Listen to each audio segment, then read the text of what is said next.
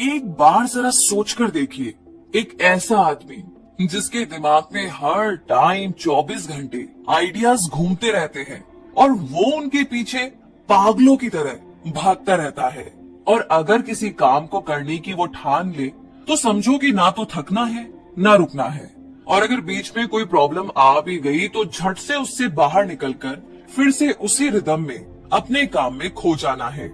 और इतना ही नहीं, जब इन महाशय को ये पता चला कि कुछ दिन में मतलब 2 से 3 दिन के अंदर दिवालिया होने वाला है, मतलब इनका सब कुछ खत्म होने वाला है, इस सिचुएशन में भी सरेंडर करने की बजाय या शांत रहने की बजाय आइडियाज, प्लानिंग, स्ट्रेटेजीज ये उन सब पर काम कर रहे थे।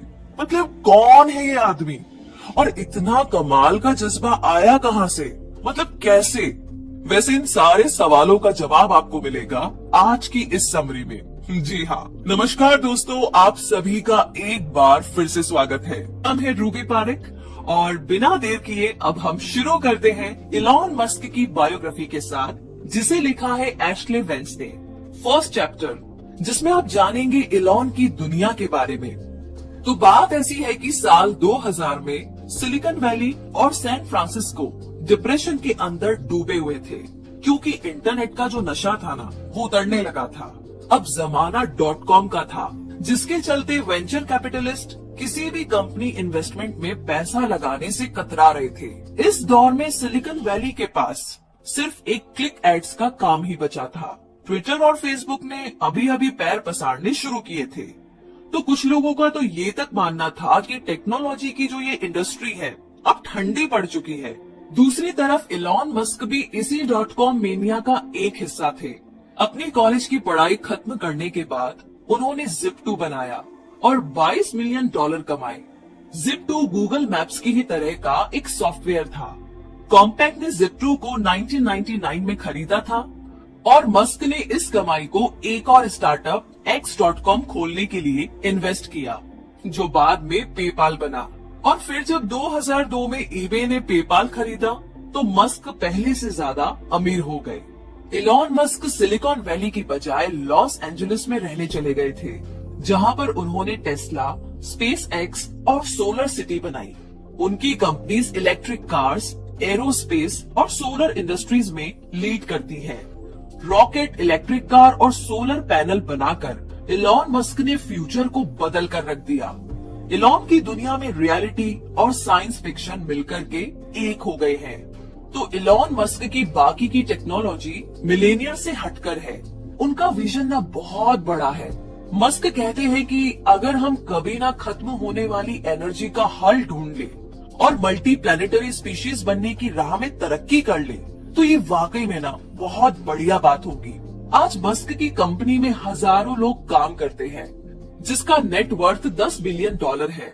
और आगे सेकंड चैप्टर में जानेंगे कि इलॉन का सफर कैसा रहा अफ्रीका में।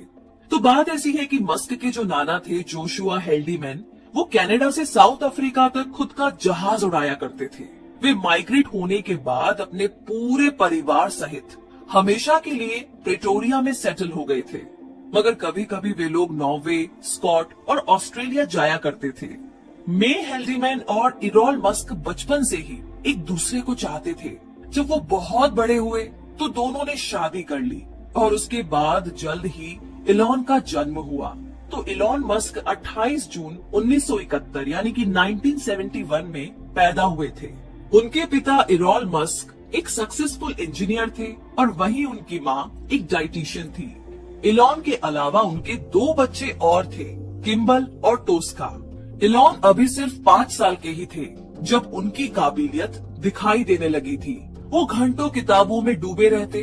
The Lord of the Rings और the Hitchhiker's Guide to Galaxy उनकी फेवरेट किताबें थी। उनके पास एनसाइक्लोपीडिया के 2 बड़े सेट रखे थे, जिन्हें वो तब पढ़ते थे जब पढ़ने के लिए किताबें खत्म हो जाती थी। मस्क की फैमिली एक हैप्पी फैमिली थी। प्रेटोरिया में उनके पास बहुत बड़ा घर था। लेकिन जब इलॉन 8 साल के हुए तो उनके माँ बाप का तलाक हो गया था। वो और उनके भाई किम्बल अपने पिता के साथ रहने लगे। उनके पिता खुश मिजाज यानी कि हैप्पी पर्सन नहीं थे, इसीलिए इलॉन को कभी भी अपना बचपन खुशहाल नहीं लगा। इलॉन जब 10 साल के थे तब उन्होंने पहली बार कंप्यूटर देखा और वो इसे देख करके इतना ज्यादा हैरान हुए कि उन्होंने अपने पिता से अपने लिए एक कंप्यूटर खरीदने की जिद की। और जब उनके पिता उनके लिए कंप्यूटर लेकर आए तो पूरे 3 दिनों में इलॉन ने बेसिक प्रोग्रामिंग सीख ली। इलॉन अपने भाई किम्बल और कजन पीटर, लैंडन और रस रिवे के बहुत करीब थे। वो उनके साथ मिलकर के होम मेड रॉकेट और एक्सप्लोसिव बनाया करते थे। उन सबको एक साथ लंबी ट्रेन ट्रिप्स पर जाना और डंजीनियस और ड्रैगन्स खेलना भी बहुत पसंद था। पर जब इलॉन स्कूल जाने लगे तो वहाँ पर उनका एक्सपीरियंस कुछ डिफरेंट था। स्कूल में उन्हें अक्सर बुली किया जाता था। एक बार तो उनके साथ ऐसा दर्दनाक हादसा हुआ जिससे उन्हें गहरा सदमा लगा। इलॉन सीढ़ियों पर बैठे हुए कुछ खा रहे थे जब एक लड़के ने उन्हें पीछे से सर पर लात मारी और एक जोर का धक्का दिया। इस धक्के से इलॉन सीढ़ियों से गिर पड़े। इसके बाद उस लड़के ने उन पर मुक्कों की बरसात शुरू कर दी। उन्हें इतनी चोट आई कि तुरंत उन्हें अस्पताल ले जाना पड़ा। खून से वो लथपथ हो गए और अब उन्हें पूरी तरह से ठीक होने में पूरा 1 हफ्ता लगा और उसके बाद ही वो स्कूल जाने लायक हुए। तो पूरे 4 सालों तक इलॉन उसी खौफ के साए में जीते रहे। स्कूल का वो बदमाश गैंग बेवजह ही इलॉन को हर वक्त परेशान किया करता था। आखिरकार उन्हें अपना स्कूल बदलना पड़ा। जब इलॉन 17 साल के हुए तो उन्होंने साउथ अफ्रीका को छोड़ने का मन बना लिया। उन्हें लगता था कि अमेरिका में उन्हें अपने लिए बेहतर मौके मिल सकते हैं। साथ ही उन्हें सिलिकॉन वैली भी पसंद थी। तो जब उनके परिवार को कनाडा की सिटीजनशिप मिली तो इलॉन को निकल भागने का एक मौका मिल गया था। तो इसी के साथ 3rd चैप्टर में हम जानेंगे इलॉन का सफर कनाडा में कैसा रहा। कनाडा में अपने शुरुआती दिनों में इलॉन मस्क को काफी मुश्किलों का सामना करना पड़ा। जब वो घर से कनाडा जाने के लिए निकले तो उनके पास वहाँ पर रहने का कोई ठिकाना नहीं था। उन्होंने वहाँ पर अपने कुछ रिश्तेदारों को खोजा और किसी तरीके से रहने का बंदोबस्त कर लिया। अपना 18वां जन्मदिन उन्होंने कुछ पड़ोसियों और रिश्तेदारों के साथ में मनाया जिन्हें वो ठीक से जानते तक नहीं थे। तो इस दौरान मस्क ने कुछ और जॉब्स भी की, जैसे कि सब्जियां वगैरह ले आना और लकड़ियां काटना। तो थोड़े टाइम बाद उनके भाई किम्बल भी उनके पास कनाडा में आ गए। अब साल 1989 यानी कि 1989 में मस्क ने क्वींस यूनिवर्सिटी ओंटारियो में दाखिला लिया, जहां पर उनकी मुलाकात अपनी पहली पत्नी जस्टिन विल्सन से हुई। पहली डेट के लिए जस्टिन ने उन्हें बहुत तरसाया था, मगर मस्क भी कम जिद्दी नहीं थे। जस्टिन ने बाद में कहा कि इलॉन किसी को भी अपना दीवाना बना सकते हैं। वैसे आगे कॉलेज की पढ़ाई ने मस्क की जिंदगी में बहुत से बदलाव लाए और वो अभी भी स्पेस और एनर्जी की बातें किया करते थे, जिसका उनके क्लासमेट अक्सर मजाक उड़ाया करते थे। मस्क उन लोगों से मिले जिनसे उनके विचार मिलते थे। अपने खाली टाइम में वो कंप्यूटर ठीक किया करते, जिससे कि उनकी कुछ एक्स्ट्रा इनकम हो जाती। वो अपने क्लासमेट्स को स्पेयर पार्ट्स भी बेचा करते थे। तो इसी तरीके से 2 साल बाद मस्क को स्कॉलरशिप मिली। उन्होंने यूनिवर्सिटी ऑफ पेंसिल्वेनिया से अपनी पढ़ाई जारी रखी। वहाँ पर उन्होंने इकोनॉमिक्स और फिजिक्स दोनों की पढ़ाई की। पेंसिल्वेनिया यूनिवर्सिटी में मस्क लंच के दौरान अपने दोस्तों से फिजिक्स पर डिस्कशन किया करते। उन्होंने और उनके खास दोस्त ने मिलकर एक घर किराए पर लिया। इस घर में वे वाइल्ड पार्टीज रखते और जो लोग पार्टी में आते उनसे $5 पर हेड के हिसाब से पैसा वसूलते। मस्क अपनी क्लास के लिए कई दिलचस्प बिजनेस आइडियाज भी सोचा करते। उनका ऐसा ही एक आइडिया था, the importance of being solar, यानी कि सोलर पावर की इम्पोर्टेंस। उन्होंने दावा किया कि आने वाले टाइम में सोलर पावर टेक्नोलॉजी के फील्ड में तेजी आएगी और बड़े बड़े सोलर प्लांट सिस्टम लगाए जाएंगे। उन्होंने सोलर सेल्स और ऐसे कंपाउंड के बारे में बताया जो कि पावर को ज्यादा से ज्यादा बढ़ा सकते हैं।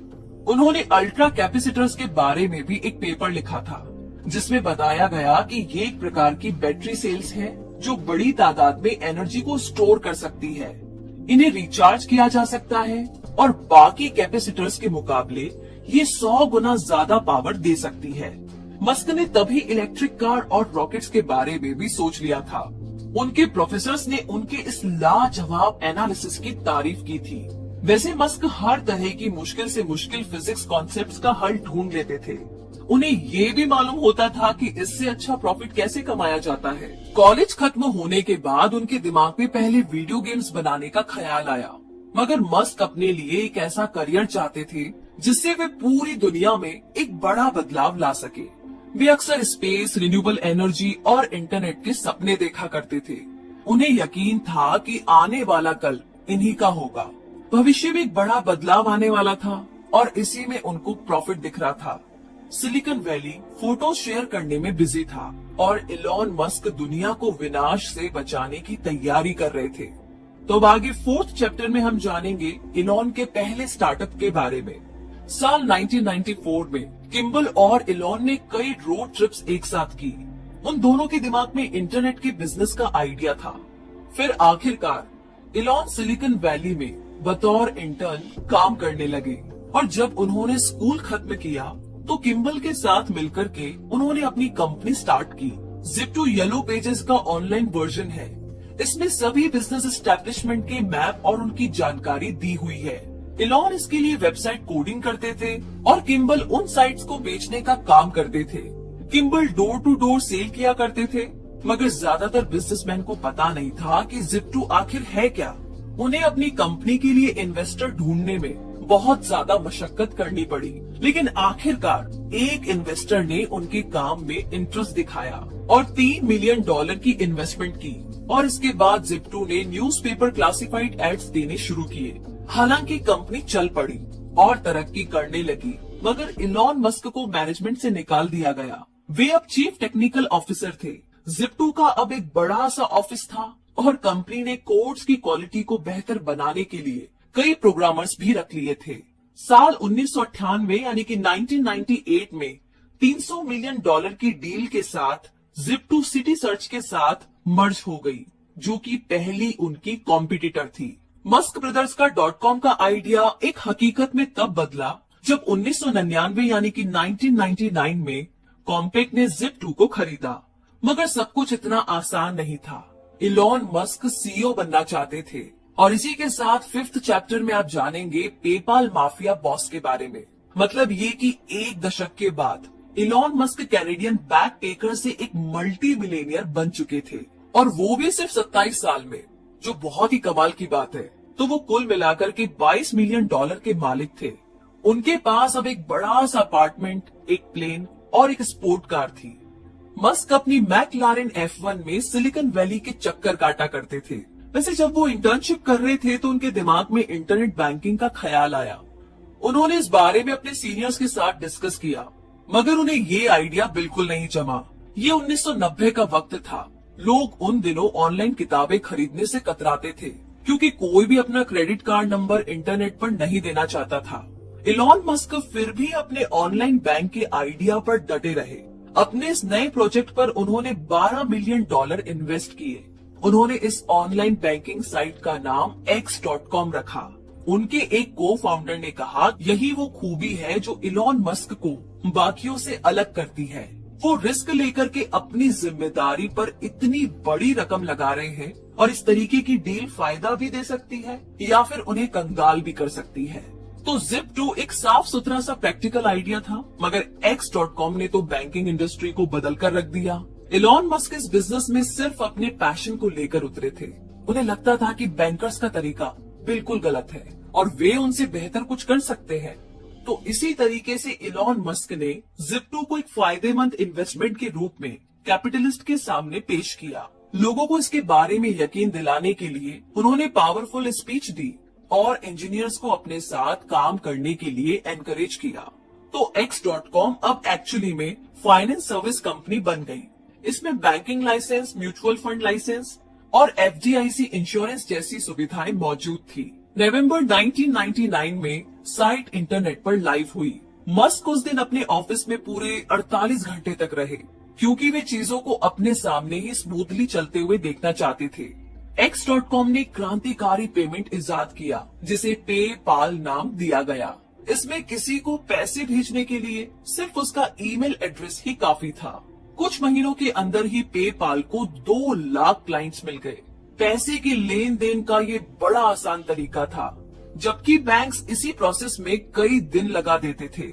मार्च 2000 में X.com अपने कॉम्पिटिटर कॉन्फिनिटी के साथ मर्ज हो गई। मस्क के पास अभी भी कंपनी के ज्यादातर शेयर थे और कंपनी का नाम भी नहीं बदला गया। मगर फिर X.com और कॉन्फिनिटी की अनबन होने लगी, जिसकी वजह थी दोनों का अलग कल्चर और डिसीजन मेकिंग। तो एम्प्लॉइज के एक ग्रुप ने मस्क को कंपनी से बाहर करने की प्लानिंग बना ली। मस्क के बदले वे कॉन्फिनिटी के पीटर थियल को सीईओ बनाना चाहते थे। इसी दौरान मस्क अपनी पत्नी जस्टिन के साथ हनीमून मना रहे थे। तो उन्हें जब इस बात का पता लगा तो उन्होंने कंपनी को अपने फैसले पर दोबारा सोच विचार करने की गुजारिश की।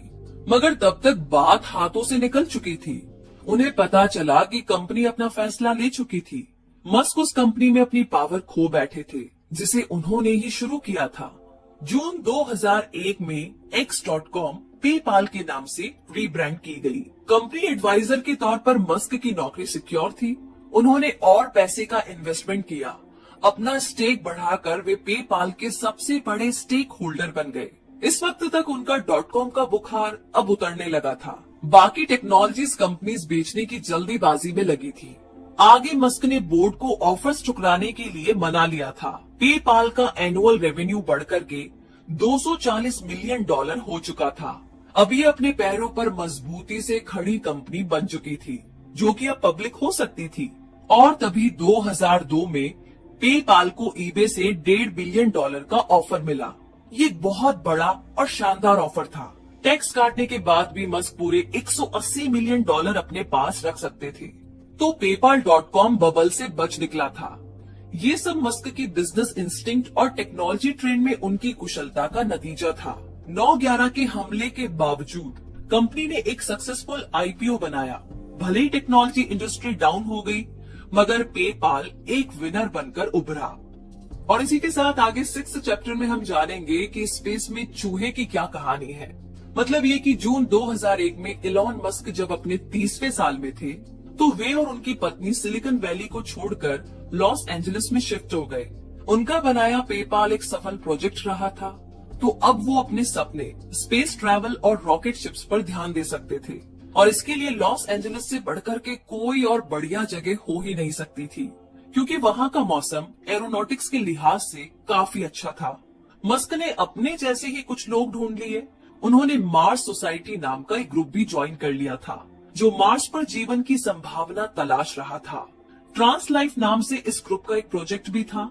ये एक कैप्सूल के आकार का बनने वाला था, जो कि अर्थ के चक्कर लगाए, और इसके क्रू मेंबर्स चूहे बनने वाले थे। मस्क ने $5 लाख मार्स सोसाइटी और इसके प्रोजेक्ट के लिए दिए। उन्होंने सुझाव रखा कि ट्रांसलाइफ मिशन को मार्स तक ही एक्सटेंड करना चाहिए। एक दिन इलॉन मस्क नासा की वेबसाइट ब्राउज कर रहे थे, तो उन्हें बड़ी गहरी निराशा हुई, क्योंकि मार्स एक्सप्लोरेशन का कहीं पर भी कोई भी एग्जैक्ट शेड्यूल या पुख्ता प्लान नहीं दिया गया था। तो इलॉन ने एरोस्पेस पर कई किताबें पढ़ी। उन्होंने रॉकेट शिप को प्लान करने के लिए टैलेंटेड इंजीनियर्स को अपने साथ काम पर रखा। उन्होंने कम बजट वाले रॉकेट्स का परफॉर्मेंस स्टडी किया, और उस टाइम के रॉकेट सिर्फ रशियन बनाते थे। बॉइंग और लॉकहीड बहुत ज्यादा महंगे थे और बड़े से बड़े सैटेलाइट्स उठा सकते थे। तो मस्क का आइडिया था कि कुछ सस्ते रॉकेट्स बनाए जाए, जो कि रिसर्च और कमर्शियल इस्तेमाल के लायक हो। तो जब ईबे ने पेपाल खरीदा था, तो मस्क ने इस डील से $100 मिलियन की कमाई की थी। उन्होंने ये सारा पैसा मार्स के लिए रॉकेट शिप बनाने में लगा दिया। आगे जून 2002 में स्पेस एक्सप्लोरेशन टेक्नोलॉजी बनाई गई। इसमें इलॉन के साथ मार्स सोसाइटी के मेंबर और लॉस एंजलिस के वो सारे लोग जुड़े जो कि स्पेस एंथुजियास्टिक थे। स्पेस एक्स को लेकर के इलॉन बहुत एक्साइटेड थे। हालांकि इस दौरान उनके परिवार में एक बहुत ही दुखद घटना घट गई। उनकी पत्नी जस्टिन ने एक बेटे को जन्म दिया था, जिसका नाम नेवेडा अलेक्जेंडर मस्क रखा गया था। लेकिन 10 दिन के अंदर ही वो बच्चा चल बसा। अब हुआ यूं कि एक रात इलॉन और जस्टिन ने बच्चे को बिस्तर पर सुलाया। नेवेडा गहरी नींद में पीठ के बल सो गया था। जब कुछ देर के बाद उसके पेरेंट्स उसे देखने गए, तो उन्होंने पाया कि उसकी सांसें नहीं चल रही थी। डॉक्टर्स इसे सडन इन्फेंट डेथ सिंड्रोम कहते हैं। तो जब तक पैरामेडिक्स बुलाए गए, तब तक दिमागी रूप से बच्चे की मौत हो चुकी थी। उसके दिमाग में ऑक्सीजन की सप्लाई नहीं पहुंच पाई थी। उसे 3 दिन तक लाइफ सपोर्ट पर रखा गया। बच्चा जब मरा तो जस्टिन ने उसे अपनी बाहों में पकड़ रखा था। वो बुरी तरह से रो रही थी। मगर इलॉन मस्क ने कहा कि वो इस बारे में कुछ नहीं कहना चाहते हैं। जस्टिन को लगता था कि ये इलॉन मस्क का डिफेंस मैकेनिज्म का तरीका है, जिसे उन्होंने बचपन से ही सीख लिया था। जस्टिन ने कहा कि इलॉन सदमे में नहीं रह सकती, उनकी फितरत ही हमेशा आगे बढ़ने की है और मुझे लगता है कि यही उनके सरवाइव करने का तरीका है। मस्क ने अपना सारा ध्यान स्पेस एक्स के रॉकेट लॉन्च में लगा दिया। तो अगले 5 सालों में जस्टिन ने जुड़वा बच्चों को जन्म दिया और उसके बाद ट्रिपलेट्स को भी। तो मस्क ने कहा कि मैं इस बात पर यकीन नहीं रखता कि मुझे बहुत ही दुखद घटनाओं के बारे में बात करनी चाहिए, क्योंकि ये किसी भी तरीके से हमारे फ्यूचर को नहीं सुधारती। तो अगर आपके पास बाकी के बच्चों की जिम्मेदारियां हैं, तो बीती बातों पर दुखी होने से आपका और आपके अपनों का कोई भला नहीं होने वाला है। इसी के साथ आगे 7th चैप्टर में आप जानेंगे कि सब कुछ इलेक्ट्रिक कैसे। जी हाँ, साल 2002 की बात थी। एक टैलेंटेड इंजीनियर जेबी स्ट्राबेल ने पोर्श गाड़ी खरीदी। उन्होंने इसे एक इलेक्ट्रिक कार में तब्दील किया और ये वो समय था जब क्लीन टेक्नोलॉजी मूवमेंट का नामो निशान तक नहीं था। उन्होंने अपने इस प्रोडक्ट के लिए इन्वेस्टर ढूंढने शुरू किए। महीने पर महीने बीत गए, मगर हर बार स्ट्राबेल रिजेक्ट होते रहे। आखिर में वे इलॉन मस्क से मिले। तो इलॉन को इलेक्ट्रिक कार का आइडिया काफी बढ़िया लगा। उन्होंने खुद की बनाई बैटरी और एनर्जी स्टोरेज का थॉट रखा। वो तुरंत ही स्ट्राबेल को फंड देने के लिए राजी हो गए और उनकी ये पार्टनरशिप सालों साल तक चली। और इस दौरान कई और लोग भी थे जो कि बिजनेस पार्टनर थे और इलेक्ट्रिक कार बनाना चाह रहे थे। इनमें से ही 2 लोग थे, मार्टिन एबरहार्ट और नॉर्थर्न कैलिफोर्निया के मार्क टारपेनी। तो जुलाई 2003 में उन्होंने टेस्ला मोटर्स की नींव रखी। ये कंपनी निकोलास टेस्ला के नाम पर रखी गई थी, जो कि इलेक्ट्रिक मोटर के इन्वेंटर थे। एबरहार्ट और टारपेनिंग ने अपनी कंपनी लॉस एंजलिस में मस्क को ऑफर की।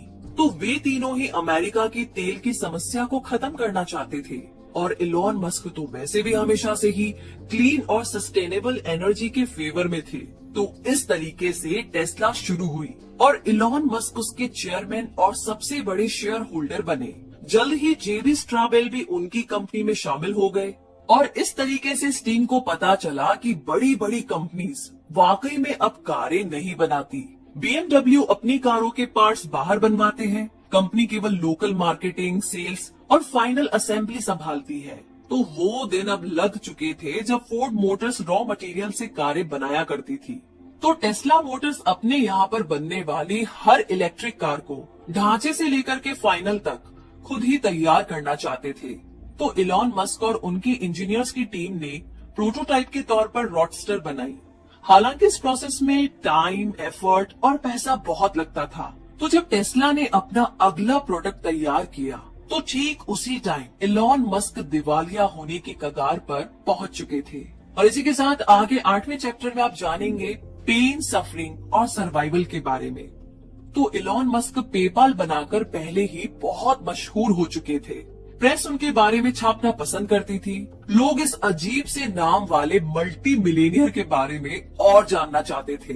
सब इस बारे में जानते थे कि मस्क ने इलेक्ट्रिक कार और स्पेसशिप पर बहुत सारा पैसा लगाया हुआ है।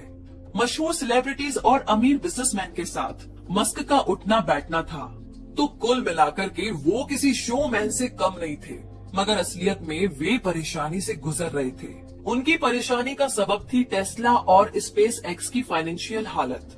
जी हाँ, इलेक्ट्रिक कार प्रोटोटाइप और रॉकेट लॉन्च अटेम्प्ट्स पर उनका बेहिसाब पैसा खर्च हो रहा था और प्रेस भी उनके फेल्ड प्रोडक्ट्स के लिए उनकी जमकर खिंचाई कर रही थी। और इस सबसे बढ़कर परेशानी थी उनकी निजी जिंदगी की मुश्किलें। उनकी पत्नी जस्टिन के साथ उनका रिश्ता लगभग टूटने की कगार पर था। टेस्ला को अपने प्रोटोटाइप रॉडस्टर को रिक्रिएट करने की जरूरत थी। स्पेस एक्स भी फॉल्कॉन 1 की लॉन्च की तैयारी में था। तो दोनों प्रोजेक्ट्स में मस्क को समय और पैसा दोनों लगाना पड़ रहा था। वे ज्यादातर अब अपने काम में ही बिजी रहते थे और हफ्ते के 7 दिन ऑफिस में रहते थे। घर से उनका नाता लगभग टूट ही गया था। जस्टिन को लगने लगा कि वो मस्क की सिर्फ ट्रॉफी वाइफ बनकर रह गई है, ना कि लाइफ पार्टनर। तो जून 2008 में इलॉन मस्क ने जस्टिन से तलाक लेने के लिए केस फाइल कर दिया। जस्टिन ने अपना दुख खुले आम ब्लॉग में व्यक्त किया। वे अपने ब्लॉग में मस्क और तलाक की प्रोसीडिंग के बारे में अक्सर लिखा करती थी। बिल ली, जो कि मस्क के दोस्त और एक इन्वेस्टर थे, वो इलॉन मस्क की दिमागी हालत को लेकर के बड़े फिक्रमंद थे। उन्होंने मस्क को अपने साथ लंदन में छुट्टियां बिताने के लिए इनवाइट किया। लंदन के स्ट्रिप में मस्क की मुलाकात तालुला रिले से हुई, जो कि बाद में उनकी दूसरी पत्नी बनी। 22 साल की इंग्लिश एक्ट्रेस से उनकी ये मुलाकात एक सेटअप थी। जी हाँ, मस्क को डिप्रेशन से बचाने के लिए लंदन की इस पूरी ट्रिप में रिले उनके साथ रही। वे खूब बातें करते और डिनर पर साथ जाया करते थे। जब इलॉन लॉस एंजलिस वापस आए तो उसके कुछ ही हफ्तों के बाद रिले भी उनके पास आ गई। मस्क ने रिले को बताया कि उनके पहले से ही 5 बच्चे हैं और अब जल्द ही उनका तलाक भी होने वाला है। बावजूद इसके मस्क ने रिले को जब प्रपोज किया तो रिले ने हाँ बोल दिया। ये वाकई में एक तूफानी रोमांस जैसा था। मस्क को अपनी कंपनीज चलाने में जितनी भी दिक्कतें आ रही थी, रिले उन सब परेशानियों की गवाह थी। वो कहती थी इलॉन के बारे में कि वो खुद किसी मौत की तरह दिखता है। मैं यही सोचती हूँ कि ये इंसान कहीं किसी दिन हार्ट अटैक से ना मर जाए, क्योंकि स्पेस एक्स ने कई नाकामयाब रॉकेट लॉन्च पर अब तक मिलियंस गंवाए थे। वहीं टेस्ला ने भी प्रोटोटाइप पर बहुत खर्चा किया था। दोनों ही कंपनियां कंगाल होने वाली थी। इलॉन मस्क को अपनी कीमती मैकलारेन F1 बेचनी पड़ी, जिस पर उन्हें बहुत नाज था। साल 2008 के आखिर में उन्होंने अपने इन्वेस्टर दोस्तों से स्पेस एक्स और टेस्ला को फंड करने की गुजारिश की। उनकी कंपनी के कुछ एम्प्लॉइज ने इस मुश्किल वक्त में उनका साथ देने के लिए पैसे की पेशकश भी की। इतना ही नहीं, इलॉन मस्क को हर हफ्ते सैलरी देने के लिए पाई पाई जोड़नी पड़ रही थी। तभी इस दौरान नासा कोई कॉन्ट्रैक्टर ढूंढ रहा था जो उसे इंटरनेशनल स्पेस स्टेशन की रीसप्लाई कर सके। मस्क ने इस कॉन्ट्रैक्ट के लिए एड़ी चोटी का जोर लगा दिया ताकि ये स्पेस एक्स को मिल जाए। जहाँ तक टेस्ला की बात थी, उन्होंने और फंडिंग के लिए इन्वेस्टर से बात की। उन्होंने अपना बचा कुचा पैसा भी इसके लिए लगा दिया। और तो और सोलर सिटी के अपने कुछ स्टॉक्स भी बेच डाले। किस्मत से 23 दिसंबर 2008 में नासा ने खुलासा किया कि उसने अपने ISS प्रोजेक्ट के लिए स्पेस एक्स को चुन लिया है। एजेंसी कुल 12 फ्लाइट्स के लिए उन्हें $1.6 बिलियन दे रही थी। उस वक्त इलॉन मस्क किम्बल के साथ कोलोराडो में छुट्टियां बिताने गए हुए थे। जैसे ही ट्रांजैक्शन का प्रोसेस शुरू हुआ तो इलॉन खुशी से रो पड़े। इलॉन मस्क खाली हाथ अमेरिका में आए थे। उन्होंने अपना एक बच्चा खोया था और उनका तलाक लोगों के लिए मनोरंजन का साधन बना था। वे अपनी सभी कंपनी से हाथ धोने की कगार पर थे और उनकी पूरी जिंदगी की मेहनत पानी में मिलने जा रही थी। लेकिन इलॉन मस्क बहादुरी के साथ इस दुख भरे दौर से निकलकर बाहर आए। जैसा कि उनके एक दोस्त का कहना था कि जो उसके साथ 2008 में हुआ, कोई और होता तो शायद झेल नहीं पाता। मगर इलॉन मस्क ने न सिर्फ इसे सहा, बल्कि वे मेहनत करते रहे और अपने इरादों पर डटे रहे। और अब आगे चलते हैं चैप्टर नंबर 9 की तरफ, जहां पर अपनी जिंदगी में इतना सब कुछ झेलने के बाद उनकी मिसाइल, जिसका नाम फाल्कन 9 था, स्पेस तक पहुंचने में आखिरकार कामयाब रही। ये अलग अलग देशों और कंपनीज के लिए सैटेलाइट लेकर के स्पेस में जाता था। ये रॉकेट ISS को सप्लाई डिलीवर करता था। फाल्कन 1 के बाद से ही मस्क ने परफेक्ट रॉकेट शिप बनाने में काफी पैसे खर्च किए थे। सालों तक उनके इंजीनियर्स ने कोशिश की, मगर हर बार फेल होते रहे। आज स्पेस एक्स महीने में एक रॉकेट लॉन्च करता है। अपने लोकल और इंटरनेशनल कॉम्पिटिटर्स को पछाड़कर ये मैदान में डटा हुआ है। बाकी कंपनीज बाहर से मंगाई गई सप्लाईज पर निर्भर रहती है, लेकिन स्पेस एक्स पूरा रॉकेट खुद ही तैयार करता है। इसके अलावा एरोनॉटिक्स इंडस्ट्री में उनकी रॉकेट कीमत भी काफी कम है। इलॉन मस्क और उनकी इंजीनियर्स की टीम हमेशा ही स्पेस एक्स को और बेहतर बनाने के लिए नए तरीकों की तलाश में रहते हैं। उनके बनाए रॉकेट रीयूजेबल है, वे धरती पर लौट सकते हैं। इंजीनियर्स ने उन्हें ऐसा बनाया है कि वो खुद ब खुद वापस लॉन्च पैड पर लौट आते हैं। स्पेस एक्स इतना सक्सेसफुल इसलिए है क्योंकि मस्क बहुत मेहनत करते हैं और छोटी से छोटी चीज पर भी ना उनका पूरा ध्यान रहता है। तो इतना ही नहीं, मस्क का सबसे बड़ा ख्वाब ये है कि वो स्पेस फ्लाइट्स को और भी सस्ता और प्रैक्टिकल बना सके। अगर हमारे पास पर्याप्त रॉकेट सप्लाई हो तो शायद फ्यूचर में मार्स पर कॉलोनी बनाई जा सके, क्योंकि बाकी की एरोनॉटिक्स इंडस्ट्री स्पेस को बोरिंग बनाती है। लेकिन स्पेस एक्स अपने रॉकेट्स और स्पेस शिप्स को मॉडर्न बनाने के लिए लगातार कोशिश में लगी हुई है। इलॉन मस्क साइंस फिक्शन को हकीकत में तब्दील करने की नई नई कोशिशों में जुटे हुए हैं। आगे चैप्टर नंबर 10 में अब जानेंगे इलेक्ट्रिक कार का बदला। मतलब ये कि टेस्ला मोटर्स ने 2012 से ही S10 का मॉडल बाजार में उतार दिया था। ये लग्जरी कार पूरी तरह से इलेक्ट्रिसिटी पर चलती है और सिंगल बैटरी रिचार्ज पर 300 मील की दूरी तय कर सकती है। इसकी रफ्तार है 4.2 सेकंड्स में 60 माइल्स पर आवर। इसमें 2 ट्रंक है, उसकी सीट कैपेसिटी 7 लोगों की है और ऑयल कारों में इस्तेमाल होने वाले इंजन और मशीनरी के बगैर मॉडल एस लगभग बिना किसी शोर के चलती है।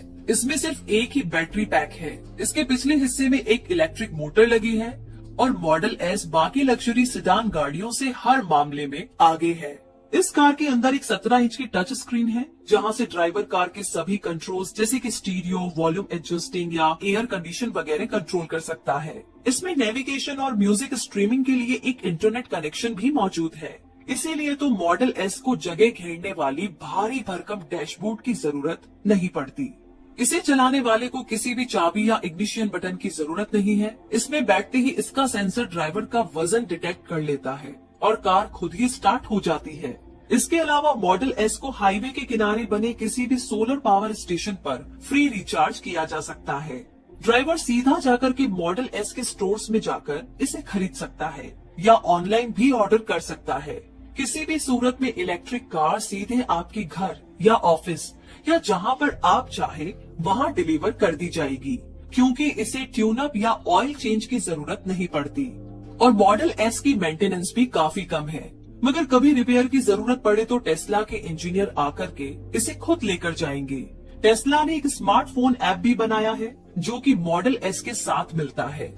इससे आप अपनी गाड़ी की लोकेशन का पता लगा सकते हैं। इसमें सॉफ्टवेयर अपडेट करके जैसे कि फास्टर रिचार्ज, टेस्ला ने इलेक्ट्रिक कार को लगभग एक गैजेट ही बना दिया है। जैसा कि इसके पहले खरीदारों में से एक का कहना है कि इसने ट्रांसपोर्टेशन को पूरी तरीके से बदल दिया। ये पहियों पर रखा एक कंप्यूटर है। और इसी के साथ अब चैप्टर नंबर 11 यानी कि आखिरी चैप्टर में आप जानेंगे इलॉन मस्क की यूनिफाइड थ्योरी के बारे में।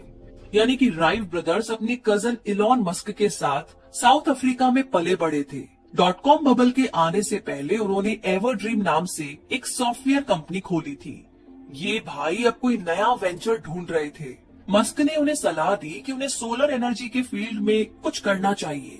उस टाइम तक सोलर पैनल खरीदकर इंस्टॉल करना ग्राहकों के लिए काफी मुश्किल काम था और इस बात की भी कोई गारंटी नहीं थी कि घर की छतों पर लगे सोलर पैनल को पर्याप्त सूरज की रोशनी मिलेगी। तो राइट भाइयों ने 2006 में सोलर सिटी की शुरुआत की। कंपनी के पास ऐसा सॉफ्टवेयर था जिससे पता चल सकता था कि सोलर एनर्जी सोर्स किसी भी जगह के लिए कंपैटिबल है कि नहीं। सोलर पैनल इंस्टॉल करने के लिए सोलर सिटी के पास एम्प्लॉयज की एक टीम भी थी। इसके अलावा पैनल्स को मंथली फिक्स रेट के हिसाब से किराए पर लिया जा सकता था। तो मस्क इस सोलर सिटी के सबसे बड़े शेयर होल्डर थे, जिनके पास कंपनी का 30% हिस्सा था। 6 साल के बाद सोलर सिटी यूएस की सबसे बड़ी सोलर इंस्टॉलर बन गई। घरेलू इंस्टॉलेशन से शुरुआत करके ये अपनी सर्विसेज अब बड़ी बड़ी कंपनीज जैसे कि वॉलमार्ट और इंटेल आदि को देते थे। साल 2012 में सोलर सिटी एक पब्लिक कंपनी बन गई और 2014 में इसकी नेट वर्थ $7 बिलियन तक पहुंच चुकी थी। मस्क ने देखा कि सिर्फ घंटे भर की सोलर एनर्जी से दुनिया की पूरी एनर्जी डिमांड 1 साल तक पूरी की जा सकती है। इसका तरीका ये था कि बैटरी पैक्स को चार्ज रखा जाए, जिन्हें रात के समय और बिजली जाने पर इस्तेमाल किया जा सके। इसके साथ ही बेहतर क्वालिटी के सोलर सेल्स का इस्तेमाल करके सूरज की रोशनी को एनर्जी में बदला जाना चाहिए। साल 2014 में उन्होंने ये सब मुमकिन करके दिखाया। 3 कंपनीज ने अलग अलग फील्ड्स में अपनी शुरुआत बहुत ही मामूली तरीके से की। तब इन्हें कोई भी नहीं जानता था, मगर ये मस्क की कड़ी मेहनत और लगन का ही फल था कि ये तीनों ही कंपनियां अपने अपनी फील्ड्स में बेहतरीन साबित हुई। साल 2025 में टेस्ला की बनाई 6 गाड़ियां मार्केट में आ जाएगी।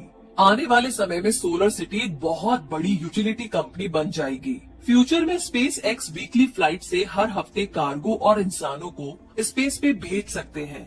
इसकी रीयूजेबल रॉकेट्स मून का चक्कर काटकर धरती पर वापस ठीक उसी लोकेशन पर लौट आया करेंगे जहां से लॉन्च हुए थे। और मून के बाद स्पेस एक्स की अगली मंजिल होगी मार्स। जी हाँ, इलॉन मस्क की यूनिफाइड फील्ड थ्योरी ये है कि उनकी सभी कंपनीज एक दूसरे से रिलेटेड है। उनकी company solar city electric car को रिचार्ज करने के लिए सोलर पैनल प्रोवाइड करती है, टेस्ला बैटरी पैक्स प्रोड्यूस करती है जिन्हें सोलर सिटी बेचती है। स्पेस एक्स और टेस्ला अपने प्रोडक्ट्स के डिजाइन और मैन्युफैक्चर पर नॉलेज शेयर करती है। तीनों ही कंपनियां मस्क के भविष्य के सपने को रिप्रेजेंट करती है। वे इंसानियत के लिए ऐसी एनर्जी चाहते हैं जो कभी खत्म ना हो सके, जिससे कि मानवता का विनाश होने से रोका जा सके। इलॉन मस्क के जीवन में कई मुश्किल घड़ियां आई। बचपन में उन्हें स्कूल में बहुत परेशान किया गया। उनके पिता के साथ उनका रिश्ता खटास भरा रहा। अपने पहले बच्चे की मौत का सदमा उन्हें झेलना पड़ा और उनकी पहली शादी भी टिक नहीं पाई। तो इस तरीके से उन्होंने ज्यादातर खोया ही था। उनकी कंपनी बर्बाद होते होते बची थी। प्रेस उनकी निजी जिंदगी और नाकामी को लेकर हमेशा उन्हें बदनाम करता रहा, लेकिन इन सब के बावजूद इलॉन मस्क ने हार कभी नहीं मानी। वो अपने रास्ते पर चलते रहे और अपने सपने को पूरा करने की कोशिश में लगे रहे। इलॉन मस्क वीकेंड्स पर भी काम करते थे और यही वो अपने एम्प्लॉय से भी चाहते थे। एक ऐसा समय भी आया जब वो तलाक के बाद जस्टिन के साथ साउथ अफ्रीका घूमने गए। वहाँ उन्हें मलेरिया हो गया और उन्हें 10 दिन तक आईसीयू में रहना पड़ा था। इस बारे में मस्क ने कहा कि मैं मरते मरते बचा हूँ। छुट्टियों के बारे में मेरा यही विचार है कि छुट्टियां जानलेवा हो सकती है। तो इसी के साथ दोस्तों, इलॉन मस्क की ये बायोग्राफी यहीं पर समाप्त होती है। एंड आई होप कि आपको शुरुआत के उन सारे सवालों का जवाब मिल गया होगा। तो आप भी डिसाइड कर सकते हैं कि अगर इलॉन मस्क इतना कुछ सहकर इतना कुछ कर सकते हैं और इवन अभी भी कर रहे हैं, रुकने का नाम नहीं ले रहे हैं, और आई एम श्योर कि जब तक जान है तब तक नहीं रुकेंगे, तो हम तो शायद बहुत कुछ कर सकते हैं।